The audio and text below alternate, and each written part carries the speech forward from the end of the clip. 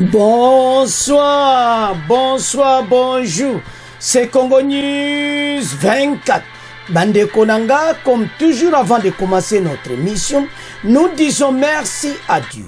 Nous disons merci à nos chers abonnés et téléspectateurs qui nous suivent partout dans le monde et en RDC. Bande Konanga, soyez les bienvenus. À la une, chers téléspectateurs, on va commencer cette émission Bandeko. Au Balubaka, Oe Yindi, perquisition à la fondation Laurent Désiré Kabila, par des MIAP, alors plusieurs agents aux arrêts. Bakangi batu belé na kati ya fondation ya Laurent Désiré Kabila. Makambweza minene boyoka ba détail, on a emporté des ordinateurs, des dossiers, ba dossiers secrets, bandeko eza somo, tous à la connecter. Deuxième point, chez téléspectateurs, ça chauffe toujours avant rencontre Tshisekedi Kagame et complot Occident. Alors, Banamboka, boza la connecter beaucoup yoka, na intervention yaba français, alors les assommes, tous à la connecter. Chers téléspectateurs, émission Nabché Bandi, et commettant tosola ensemble, ma solo yamboka. Bandeko, toko banda directement, na fondation Laurent Désiré Kabila et pas wapi renseignement militaire bakiti ba dossier ebimi bakangi batu. L'heure est grave. Comment baya kokanga batu kuna ba dossier nini bakuti na kati ya fondation Laurent Désiré Kabila et loko nini secret o bayoki kuna bande kona apporter ba biloko ebele pona ko investigation. Ba bouki ba tu pena ba dossier ba kena des dossiers secrets tala bandeko tozo tambola tozana makambo ebele o ezo le calendrier interne et externe citation tozo passer dans à l'est makambo ebele. Vous vous souvenez tango Abdela Kotaki i makambo ebele. Alors maintenant et loko nini ba bomba kakuna parce que bako kende kaka bongo te ba juba dossier ba juba ordinateur et puis ex-président Kabila aebine le côté qu'est-ce qui se passe soye côté ex-président Kabila ba on bazo se plaindre ndenge nini ba yeba koti sans que don ba ya kaka bongo eza malamuti.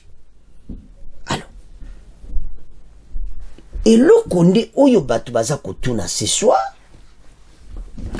pourquoi on a apporté des dossiers secrets? Et le Condé ni Bayoki Kuna ba bomba, ba dossier nini Yamabe Oyo, peut-être ya Mboka Ezakuna. Parce que Makoya Kaka Bongote.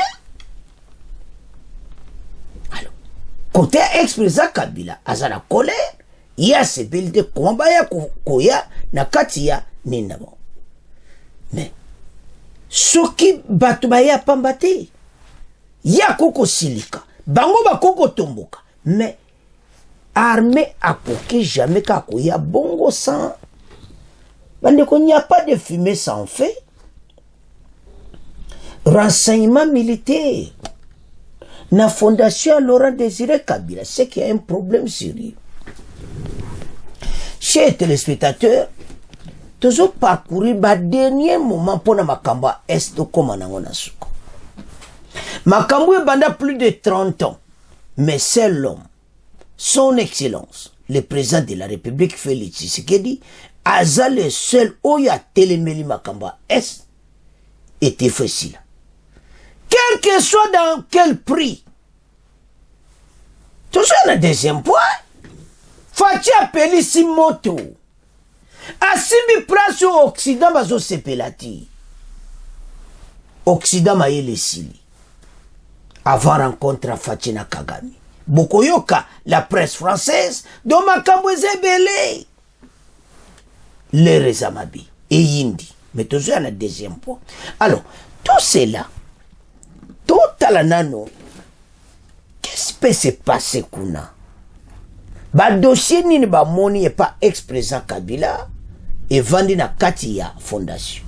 Ba dossier nini ba moni parce que Jeannette Kabila ndemuta ekoloba. Jeannette Kabila lobby, ce n'est pas possible. A CPLT bazoa fondation bae bakangi batu. Premièrement, quels sont les dossiers cachés? Deuxièmement, pourquoi on a arrêté les agents de la fondation Laurent Désiré Kabila? Match Zamobulu, ba Congolais balimbayeba totanga. Perquisition à la fondation Laurent Désiré Kabila par Demia, plusieurs agents aux arrêts. Les locaux de la fondation Laurent Désiré Kabila ont connu une perquisition à l'improviste ce mercredi 13 mars 2024. Cette perquisition a son siège situé au boulevard du 30 juin, donc c'était hier soir, tu dois comprendre, dans la commune de la Gombe, a été menée selon elle par des militaires identifiés comme étant des services de la DEMIAP, sans avoir présenté les documents autorisant leur perquisition. Mais bango bakoko ya te kuna pamba.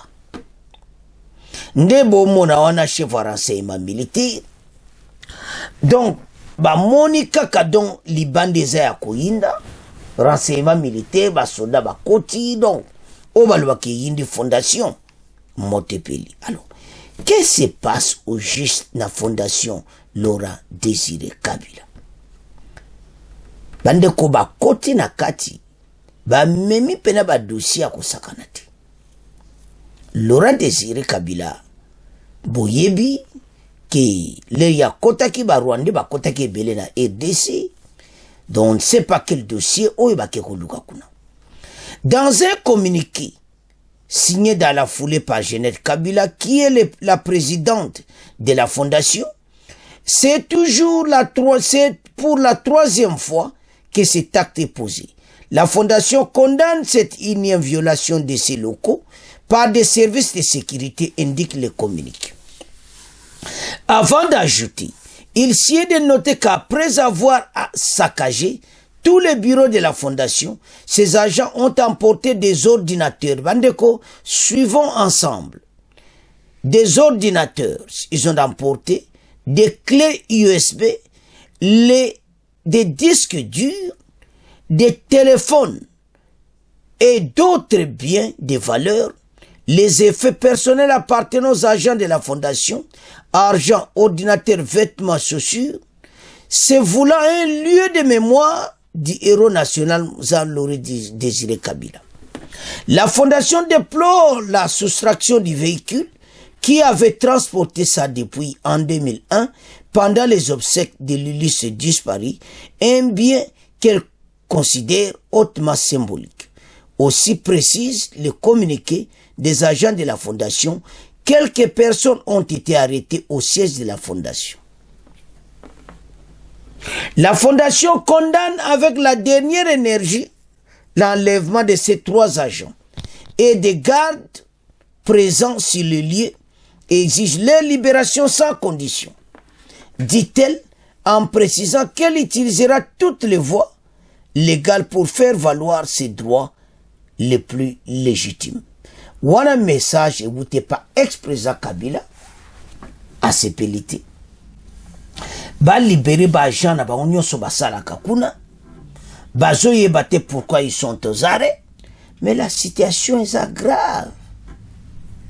Bandeko makambo oyo monsona vandi na bi mboka na biso. Bandeko to comprendre boy. Est-ce que baya kaka na fondation, baya kako ba service à renseignement. Et ça m'a comme baomo wa moni ba lubeza identifié ba yewana ba moni pena ba onke ba service à DEMIAP. Alors ba yeko ba koti na kati ba juba biloko bureau ba kangaki ba buki ba koti ba juba biloko ya banquette. Mais je crois bien d'autres makamuso on exagéré n'était pas vêtements bon je ne sais pas mais ce qu'on t'a ba une mission moko précise. Alors et loko ni banbayeba.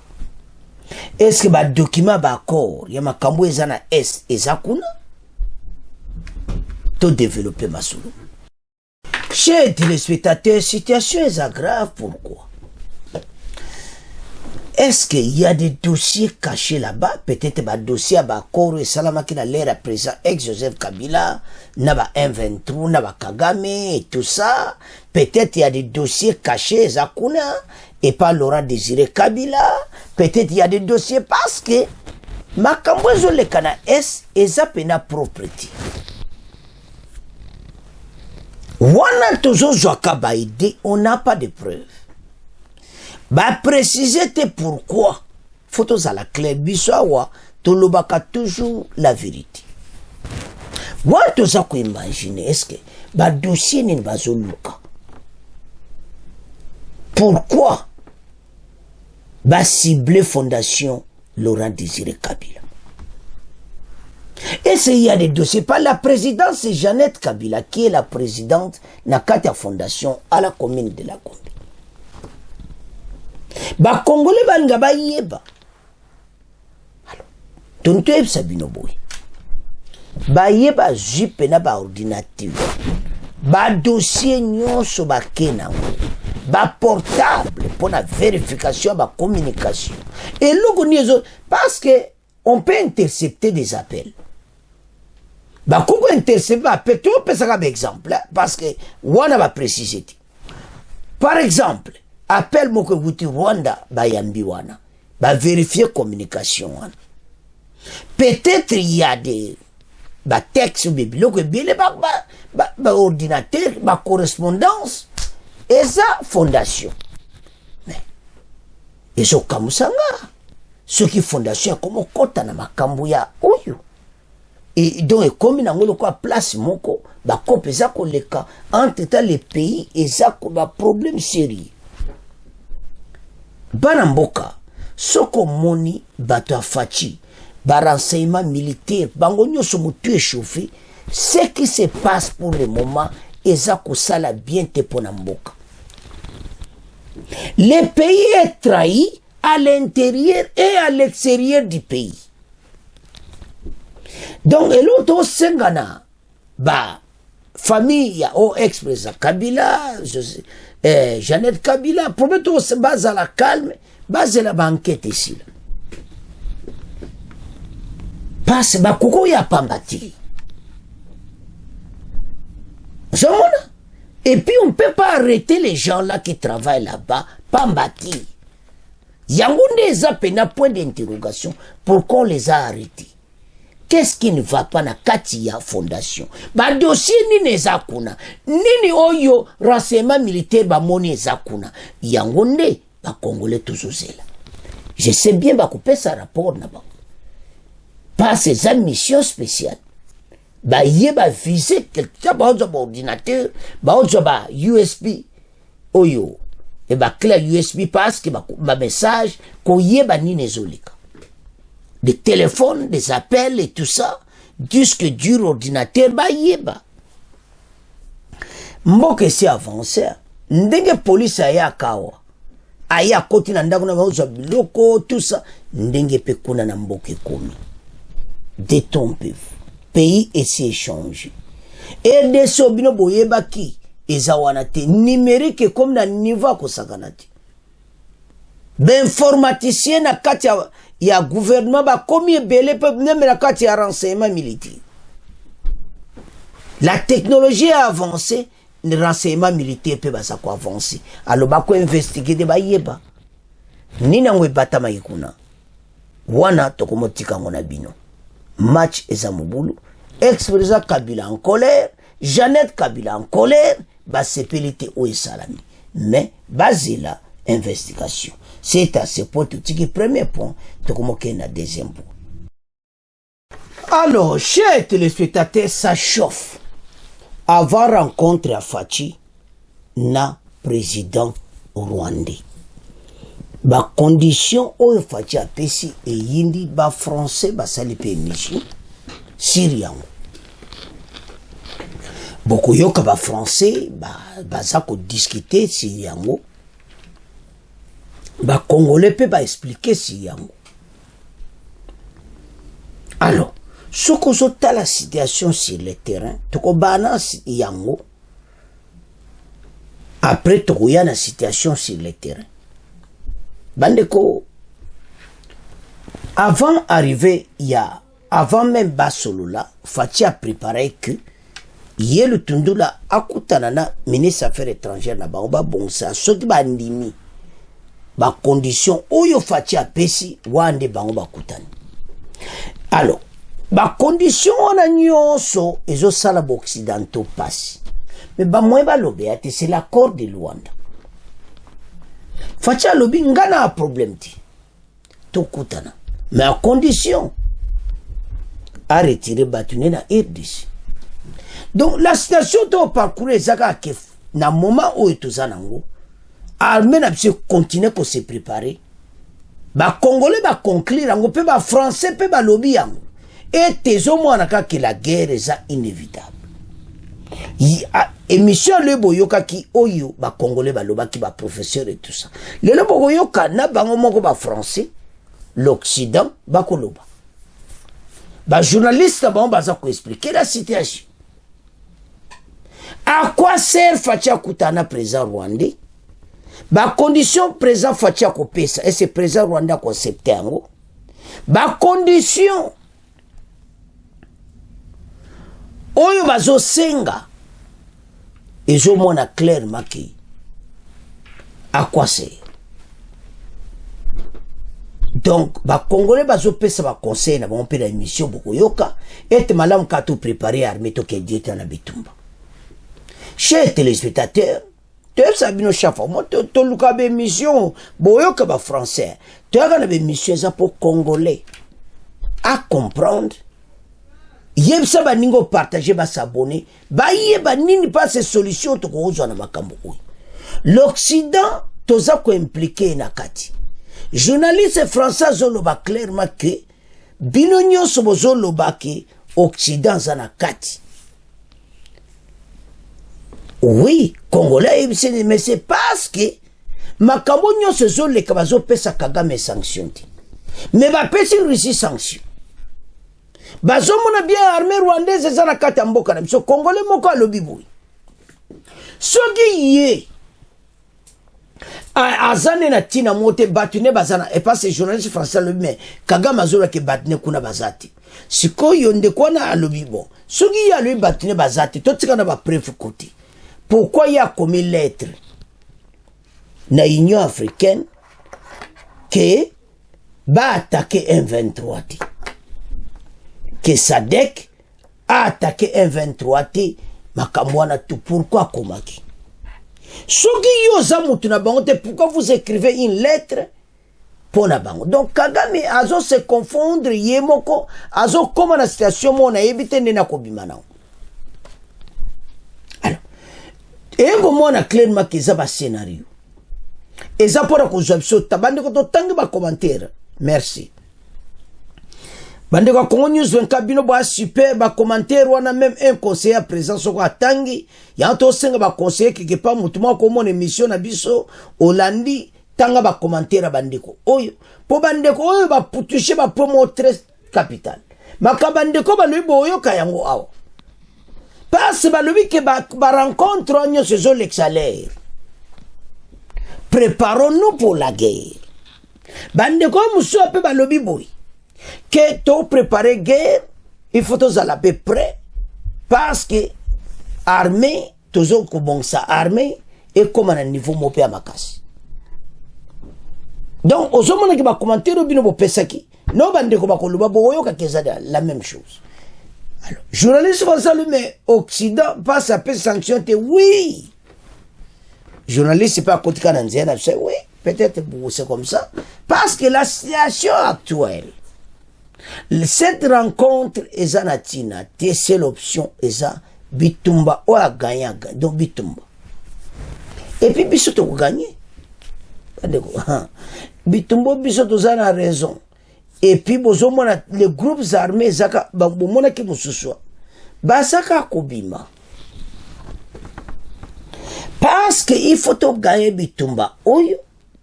Congolais comprendre que match en mobulu oui bande ko ce pays ils ont besoin que dala boibia wazalendo bazako travailler groupe mosusu armé ta bazobima bango nyonso mbala oti na boboyo na kodeko un jour pa kobima kaka bango tu bakobima basangani makamukuta ba groupe armé koza shuti basangani bakomi na réserve à FARDC et c'est tout ndenge makambo ekende c'est bino que un mal monsieur epesaka makambo kitoko gero bozomona kaba ba envoyer biso tout ça na c'est bino un armée za kokola deux makambo ba groupe armé aussi là eza ya koinda esi pourquoi ba groupe armé ya bana mboka nyonso me ba kodeko wana boko yoka bako changer cœur tala boyebi ngana yebi bango pone bakota zamba ba mona ke baza kwa bomo bande kona bango mute bango basi munduki ba se défendre et maintenant bazo mona pene banguna ngo ADF na M23 bazo sasa bango baza ko sa rassembler ba yokani babitala moto obunda biso na zamba to bima na zamba mokonza mboka tendre biso la main tous ces groupes armés qui sont au mona qui mission na te bandeko kende na RD Congo basango télévision kene ko tala ba groupe armé monsieur utubima na autoproclamé na bon général na bango do bazako bima facha ko jwa bango nyonso akoyamba bango na maboko mibale bako bima bango tu makambo nde maono eseme boko mona to ya koma na niveau ki na makamba groupe armé za le soutien na est ba yepo babunda alors rencontre Kagame peli moto batu bazoro baka kwa seto l'exalaire tambo koma kuna le donc ba solo pas se fachi ba boyo kabang ba le fachi za catégorique akotika la kozonga simati ba congolais ba vota qui pour asala des erreurs du passé akosala ngote tala nesa ba congolais boyo fachi akotika la kosala erreur wana ti yangwana yepsi Kagame ki tokutana ne condition apesi kutuka moko alongole kuta ba cantonnement wana tout ça pesi kaka moko retirer armée rwandaise nyonso babima na RDC tikela biso ba congolais wana yo kende na ba armée rwandaise nyonso chose comme difficile l'Occident monsieur rouge bazaye loka ko salati et maintenant population peut akomaki tozoya na population alors et le kotozolo bezaki la situation actuelle ezo senga batu ba comprendre match za mobulu to avance ça chauffe toujours avant rencontre Tshisekedi et Kagame ndé bozo mwana ba photo on comprendre clairement que Fachi azana besoin Kagame a retiré Batunaï mais prix nini donc makambo ndengeza ayebi que ce type a détruit mboka na biso na ndenga mokete Fachi laissé et maintenant ayebi si que okolinga to kutana mais to kutana avant même to kutana parce que toujours boyo kana deuxième partie sur la conseil des ministres toujours la deuxième partie mais il c'est que retirer l'armée rwandaise oyo babima Lorenzo ayebi condition Fachi ayebi si Kagame je crois bien Kagame a une réponse naïe avant rencontre ya ndimi ke bakutana mais est-ce que Kagame akobimisa ba soda naïe réponse yangoyo boyoka oyo bandeko bakoloba bongo to avancer l'heure est grave particulièrement cette quant à l'issue positive de cette rencontre parce que des rencontres comme ça il y en a déjà eu par le passé entre les deux présidents donc je vais citer ici la feuille de route de Luanda donc qui n'a jamais été respectée par ailleurs par donc le 23 ni Paul Kagame. Et je pense moi particulièrement que donc les positions des deux partis sont inconciliables.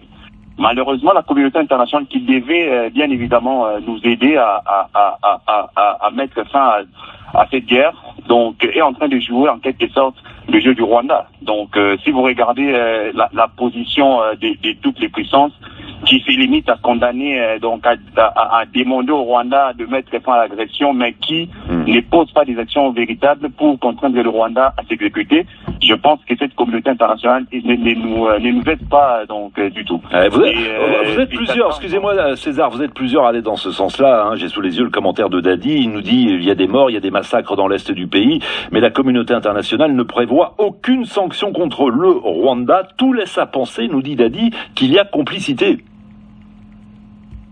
Bien évidemment, il y a complicité, c'est clair. Depuis des années, il y a complicité et on s'est dit que le Rwanda, si le Rwanda continue à agir donc de telle sorte, c'est parce qu'il y a laxisme, il y a complicité de la communauté internationale.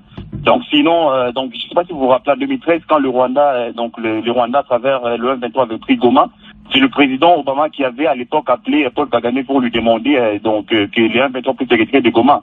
Mais pourquoi pas aujourd'hui? Donc pourquoi la communauté internationale ne veut pas demander clairement au Rwanda de quitter ou contraindre donc le Rwanda de quitter le sol congolais. Donc je pense qu'il y a une complicité claire et nette, César, qui est connue de tous. César, est-ce que Félix Tshisekedi a raison de demander à Paul Kagame de retirer ses hommes avant la rencontre? En sachant que Paul Kagame nie toute présence rwandaise en RDC. Est-ce que ce n'est pas là un dialogue de sourds? Un dialogue de sourds. Bon, Paul Kagame nie sa présence en RDC, mais en même temps, Paul Kagame a demandé dernièrement à l'Union africaine de ne pas soutenir les troupes de la SADC qui sont déployées à l'est du Congo. Comment concilier donc les deux positions? En même temps, vous dites que vous n'êtes pas impliqué. En même temps, vous demandez à l'Union africaine de ne pas donc soutenir le déploiement des troupes de la SADC au niveau de l'est du Congo. Donc ça prouve à suffisance que le président rwandais plutôt est impliqué entièrement dans cette guerre. Et ça démontre en tout cas que la situation est bien complexe. Merci César. Je vous interromps. Il y a beaucoup de monde au standard. Merci à vous. Bonne journée à Goma. Je vous lis le commentaire de Vital qui nous a écrit de Bukavu. La prochaine rencontre n'apportera aucune solution à la crise sécuritaire dans l'Est. La seule solution est de faire la guerre au Rwanda, mais avant cela, il faut que l'armée congolaise se réorganise. Vous êtes à peu près du même avis, Darly. Bonjour. Bonjour Juan, bonjour à tous les auditeurs de RFI. Vous êtes à Kinshasa. Vous disiez au standard, la discussion entre les deux hommes ne sera possible qu'après avoir remporté la guerre. Non, mais la discussion des deux hommes, je pense qu'elle n'aboutira pas du tout à quelque chose de concret, parce que je pense qu'on est dans ce contexte de conflit depuis 27 ans.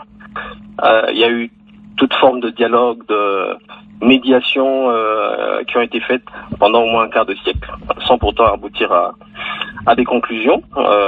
La mauvaise foi du Rwanda est démontrée. Je pense qu'aujourd'hui, cette rencontre ne servira absolument à rien du tout. On est dans une situation de fait où la guerre est sur notre territoire. Des villes sont occupées par le M23 financé par le Rwanda. Aujourd'hui, la solution passe par le fait de pouvoir reformer l'armée congolaise en interne. Sur le long terme, mais pourquoi de façon à améliorer ce performance. Darly, pourquoi ce n'est pas fait? J'ai l'impression d'entendre toujours les mêmes phrases depuis des années. Il faut réformer l'armée congolaise et en 2024, vous êtes encore nombreux à le dire. Donc cette réforme, elle ne s'applique pas sur le terrain, elle n'a pas lieu. Cette réforme, elle n'est pas faite en profondeur. Je pense qu'il y a des actions qui ont été implémentées sur les 5 premières années du pouvoir de M. Tshisekedi, mais elles ne sont pas à la hauteur des enjeux de terrain qu'il y a. Plus globalement, le bilan de la gestion de la guerre du Rwanda est catastrophique. Il y a eu un rapprochement diplomatique avec le Rwanda, des accords militaires dans le cadre de la rentrée de la RDC avec l'EAC, l'instauration de l'état de siège, ça n'a pas abouti. Donc il y a encore tout un chemin à faire dans la réforme de l'armée. Sur le long terme, il y a tout un chemin à faire, mais à court terme, c'est clair que il faut faire la guerre avec les moyens de bord que nous avons aujourd'hui, quitte à recruter des sociétés de sécurité privées, mais il faut bien trouver une solution. Elle ne passera pas par la rencontre avec M. Kagame, dont la mauvaise foi n'est plus à démontrer. Bandeko Tolandi, toyoki ba français wanande bazakuluba, toyoki ba congolais. Match eza mobulu bana mboka. Il y a un chaque fois que bon partage, bon ça l'ensemble dans cette émission, bon nous quand bon s'abonner son à nos s'abonner et te bisoto meka quoi tirer bania musuba comprendre que c'est pas ce juste. Bon yoka o ni nezole kanatere. En français va me koloba que ezalinde complot batwana lokola baza ko supporter Kagame. Kagame azoya mutu makasi, c'est pour cela. Ndeko moko toloba l'air ya Obama lobaki mbala moko na Kagame retiré bâton en 2012-2013. Et qu'est-ce qui manque? Joe Biden a salandingo Obama salaki. Ils ont quitté. Mais pourquoi? C'est parce que Obama a yebi a lobby mbala moko parce que boyebi kaki. Yazo yeba situation très bien paix à kondi matena kawana. La politique américaine continue na biloko ndeko. Et voilà, ba yeli bisango encore après. Donc bentention on a tenu à préparer biloko na président Rwanda. Tu n'es pas tout comme lelo. Vous omona? Alors makambo lere bandaki bango nyonso bazokura bayebisi bango toza koide président Rwanda nde tolandi bandeko bozomata ke baza position nde mona bino nyonso kezaka la guerre mais tobongisa armée en attendant makambo nyonso lokola Sadek aza biso se préparer armée lisu makasi acheter encore des armes sophistiquées tokobunda. Parce que mon mboka akotika la jeune ko décevoir ba Kongola ko signer ba contrat na Kagame. Akosala ngoti. Asa lobaki que les erreurs y passaient ko zonga te. Yangwana tina tie tampone likola mesa alomina Kagame à condition aux abattunyo nyonso armée rwandaise ba bimana RDC wana to sololi pa to koyeba ke ba bimi ba batuna nyonso ba kena ba cité wana ba ke ba vandi. Baki après tout solo là mais Kagame sa ko sala yango ozona na batna FDL lero o alubaka wana aya pe ko zoba mbakendi. Donc situation eza que ba konzi ba se ba comprendre ce qui se passe ba yebi oyo baza ko sala.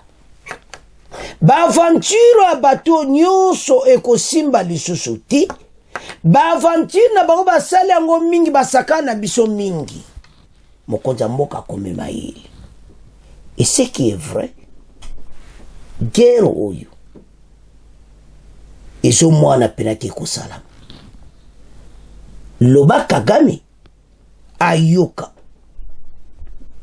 ke a retiré batunaï. Et chose ko eza difficile nde na zoyo ki bandeko. Même boto émission toyoka kilomina toyoki lelo. Bandeko toyoki lelo na bango moko Occident boyoki journaliste français denga zoloba. Ameko lobana bozo condamner Occident meki tout bandeko batie na nzela. Pourquoi pas sanctionner? Pourquoi Macron bako sanctionner Kagame? Pourquoi ONU va sanctionner Kagame? Mais Bamba batali bosso contre des sanctions contre la Russie. Alors que c'est un démocrate. Ba biso batu bazoko ye par exemple, ceux qui va meko sanctionner Kagame. Kagame a koka lisusuti. Bandeko guerre ça coûte. Mais yemo Kagame atia munonga so guerre bandiao. Moi mbongo ba pesa ki wana. À vivre. Parce que l'Union européenne maintenant signé un contrat na yaba minere. Kaka ya biso ba yibaka ekenda. Alors tantôt tala biloko ala nyonso ba congolais ngono mo bazotuna ba question partout. Basa koloba. On peut plus accepter cela. Ozomona. La politique ya double standard ya Union européenne ya Occident to lembi. Et comme il t'a agi, il va payer sa Kagame sanction, ou bien tu vas continuer à boiter. Plusieurs morts et tout ça laisse. Et maintenant, armée n'a besoin maintenant toke na armée siko. Ozo s'est passé sur le terrain pour le moment. Tout ça qu'on informé bino que sur le terrain, a calmé ça, mais batouana baza ko boaka ba larguer ba bombe na kata sake et boma kabatu. Côté même pas armé ça. Donc, ce qu'on a là, bango baza ko monati. Maintenant, zotinango armée rwandaise. Alors, maintenant, ba députés nationaux, ba députés provinciaux ya Nord Kivu, bango pe ba yo pesa message na bango. Toyoka ki société civile, et maintenant bango pe yo pesa message on passe bango baza na terrain, bazo mona ezoleka. Toye bien ces députés provinciaux et belé, ba auto kanga bango baza ba traître, et belé pe baza makamabe. Mais maintenant, situation, oui, bon, baza loba, to comprendre bango chiko. To yo kananu bango, parce que ba lobby clairement. Et puis, na conseil des ministres, ba répondre bango. Pite kaza da djuma loba na conseil des ministres. To bana na conseil des ministres, apete yo kaba député, ndeni makama bitumba bisona armée rwandaise. Donc, la situation qui est là, na conseil des ministres, ba solo laki. Parce que situation oyo eza penza ezo sala pasi. Alors ba mona kete ba meka ko répondre parce que ba message oyo nyonso batu ba pesaki eza koloba clairement comment armée rwandaise ba kotina mboka, comment baza ko botola ba village et comment oyo baza ko sala. Donc Congolais nyonso mena aza alerté était comme tantôt agir. Yango tina na conseil de ministre pite kasa dia djuma luba que toyoki message na bino toza kota la situation wana et puis tokoluka to avancer nango pe to arranger nango. Alors en cela et so mona clairement que situation et zo comment na niveau mo ki gouvernement a comprendre ba doléance ya batu nyonso wana ya est osomona. Alors lokola a comprendre yango ezo senga kemena biso nyonso to comprendre pe masolo ndeni ne eleka me tomeka kotanga po toyoka o elekaki na conseil des ministres bongo après toyoka ba député provinciaux. Au cours de la 128e réunion ordinaire du Conseil des ministres, du gouvernement de la République, le ministre de l'Intérieur, Sécurité et Affaires étrangères, Pite Kazadi, a présenté les rapports sur l'État et l'administration du territoire national. Ainsi que le même temps, il a expliqué au Conseil que l'état d'esprit de la population demeure calme et a été notamment marqué par l'appel de l'opinion aux autorités de continuer à renforcer la montée en puissance de nos FARDC, de défense et de sécurité, au regard des résultats mitigés récoltés à travers des appuis bilatéraux et régionaux dans la sécurisation des frontières congolaises. Dans la partie est du pays, inquiétude grandissante face aux conditions humanitaires difficiles des Congolais et aux affrontements entre les FARDC et les tandems du M23. Donc, selon la population, ce que la situation oyo, baza vraiment n'a pas ça été situation et s'améliorer le plus tôt possible et puis armée na biso peuple azonga na bandako na bango. Donc chiwewe a une tâche ya kusakanati. Donc il faut penda azala penda na position moko ke o balobaka ya makasi po to surmonter ba problème oyo tozo parcourir pour le moment. Parce que Kagame, selon Batu, a jamais ko retirer Batu naï. ozomona. Donc wazalendo bapesa bango ba moyen parce qu'il y a plusieurs wazalendo pena babimi baza pena kosala bulu soli kene na aide Congo basango komona bango. Donc to koma na guerre moko pena oyo kaka kosakana te. Continuer à monter en puissance à FARDC ba jeune yo partout na be unité nyonso bagare partout ba former bango koleka makasi et les commandos bango nyonso bakena esalo chiwewe. Vous avez un grand boulot. Match ya kosakana te. Tout ça besoin est wana to kan bitumba. Alors na conseil des ministres wali to yoki balo wa population. Alors mena to yoka ba députés provinciaux bon to avancer parce que bango ba yebeti mais ba rencontre oyo ya Fachina Kagame et ko porter na ngwe le côté Tolanda. 17 députés provinciaux du Nord Kivu déplorent actuellement l'occupation des localités stratégiques du territoire de Rutshuru par les rebelles du M23. Dans un communiqué rendu public aujourd'hui à Goma, ces élus désapprouvent les replis dits stratégiques des FARDC, laissant ainsi certaines localités conquises sans combat. Des précisions avec la députée provinciale Thérèse Nafissa Ramazani, élue de Walikale. Nous sommes indignés de l'avancée de l'agression du Rwanda sous couvert du M23 qui ne cesse de prendre le contrôle de plusieurs localités et agglomérations comme Nyanzale, Kikuku, Kibirizi et Vichumbi pour ne citer que cela, en dépit d'une présence significative des éléments FARDC et des différentes forces de la communauté internationale. Nous sommes en désaccord total des replis dits stratégiques des FARDC qui laissent le couloir libre à l'ennemi et qui lui permettent d'élargir son champ d'action. Cette stratégie donne un souffle financier au M23/RDF qui contrôle actuellement les différentes mines en territoire de Rutshuru, riches en coltan, or, pyrochlore. Ces conflits armés ne cessent de jeter sur le chemin de l'exode des milliers de populations qui vivent dans des conditions inhumaines. Par ailleurs, il s'observe la montée de la criminalité dans les villes et territoires. Ainsi, nous recommandons au président de la République de poursuivre sans relâche les efforts diplomatiques pour mettre fin à l'agression rwandaise et au pillage de nos ressources naturelles. Notez que jusqu'aujourd'hui, les FARDC n'ont fait aucune déclaration sur la chute de la Rwindi et ses environs, malgré toutes nos tentatives. Chers téléspectateurs, tout le monde député provinciaux à Nord Kivu. Expliquez la même. C'est un souci. Monter en puissance pour organiser l'armée. Bongisa, il y a un conseil des ministres que la montée en puissance est avancée, puis des cas à attendre on a conseil des ministres, où est les gars qui se vendent. Alors, maintenant, la population a coupé sa message toujours, que en tout cas, situation où ils en est avancée, il y a ma ville en débat tangi et ça les bango bien. Donc, ils ont 5 armées na bisoto na choiti.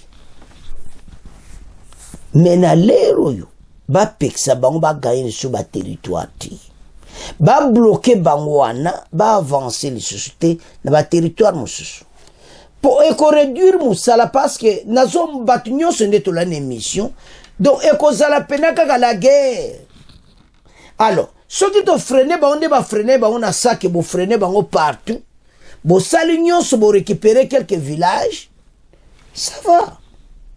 Mais Kagame yeba ke bana mboka baza armée azali mais bango moko peuple siko inde bozomona ba lelo baza kobima na kata zamba parce que makambo ndenge zokende tozo rappeler bino ba groupe armé ba kosila na zamba ezo sala bango pasi ba mo lokola mutu mo ba eko tout défaire ko dominer bango bazaki na kata zamba do ba mo na ka ADF na M23 bango nyonso bazo sangana parce que mena baza na force eza ko bombati armée na pse ko aider bango babima bango nyonso na zamba base bara baza l'ensemble botala ba musukura na RD Congo basango télévision na chaîne na mususu kene ko tala bango komona bo babimi pene basa pene ba yo travailler do ba jeune nyonso wana babima na zamba akora Nairobi to tiango pembeni poso bango tu babimi na zamba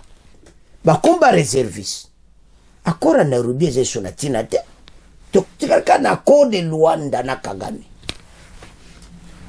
osomona et maintenant biso nyonso ba jeune wana bo pesi bango ba mbuma ba kote la bateau ba jeune wana ba kokende bazala ndene ba moyen militaire parce que baza dia ba réserve fa des échelles kama kubomba te ya to senga na bakonzi ba arranger ba jeune yo bango ba banda lero yo ba pesa bango bibundi et cet ennemi a kofuyi parce que bango ba yebi zamba koleka armée rwandaise baza encore zamba te ba yebi place obima boui so carré zo boya bokangi bango boui donc ba yebi tout. Alors ce qui se passe pour le moment ezo senga biso nyonso ensemble tous à la sima ya armée ba député toyoki message ba député Nord Kivu bino pe bo fungola pe motema bozala te côté bayoka abino na ba trahison et tout ça nde bayoki ba mususu wano ba uta ekokanga bo pe ce message moko bien mais bino pe bo tambola bien ekosunga bino nde kuti ba député provincial de parti fali bo funda ka ba traître ekosaki to monde bo pe ce message wana bo funda ka nde ba traître mboko ekokeli boso. Chers téléspectateurs, ndenge tozokende ndenge bolandi émission bo comprendre que situation ezokende kati kaka bitumba ekozala bongo peuple oyo alobi anamar avec ce qui se passe comme état totelema pona mboka tous ces ennemis bakokima pe bakovivre ya to senga na congolais tozala bomoko. Allons ensemble avec l'unité et te pays oyo et avancer na niveau asika. Toujours le bien ba information oyo bo s'abonner so na no s'abonner. Et que ça la bien. Alors, chers téléspectateurs, guerre à l'est est inévitable. Masola Kagame na fachi ba congolais ba lobi boui. Que allons ka koleksa balé. Ba condition fachi a pesi. Kagame akotika la jamais koyoka et puis Fachipe akotika la jamais kozonga sima ateleminango et puis bana mboka ba sepe la position Fachiwa et là bena to komo regretter ka ndeni bato baza ko avancer et cause un peu ba chantage na ba kena mo ba village ndeko mo lobi ba village suku du bato bazati mais ba lobi ba bote le village donc oyo tout les années ba chantage ba village musa ndako moka kama mboka mike ba on ba tchaba makele mais ce qui est vrai Nyanzale eza village penati eza pena mboka munene ozomona Nyanzale eza penda mboka munene donc et ça la bien te ba congolais ça la bon passe mais et l'autre senga misonyo sozala sima fardisi wana message na biso toujours to bende le koyate ba bonde pi ba pesa ba groupe armé oyo ba moyen osomona bango ba ko sala musala pe akitoko pe match ko kene bien. Alors chers téléspectateurs tous à l'ensemble pour tout gagner monguna o akoti na mboka ndenge ba wazalindo baza ko sala biso nyonso place ozali tombo la voix na yo ete ba européen on ba complot na bango ba kusuka fachi akozonga simate telemika na poana retirer batu na yo pas de rencontre. Alors à cela on arrivera où? La guerre. C'est à ce point de comment clôturer mission na biso de continuer à s'abonner massivement. Au revoir, à la prochaine.